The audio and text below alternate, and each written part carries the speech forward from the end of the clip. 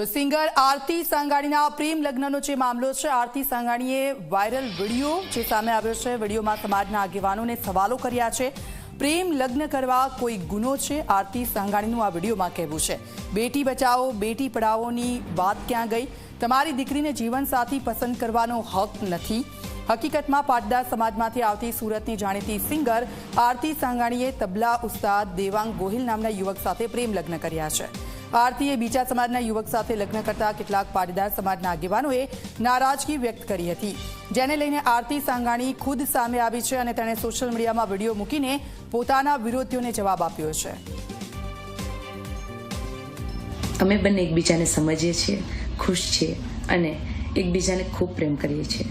અને પ્રેમ કરવો એ શું કંઈ ગુનો છે?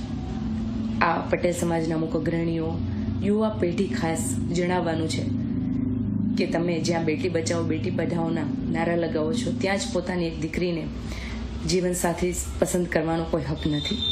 આજ સુધી મને 18 વરણનો સપોર્ટ મળ્યો છે આ સિંગિંગ જર્નીની અંદર, અને આશા રાખું છું કે મળતો રહેશે।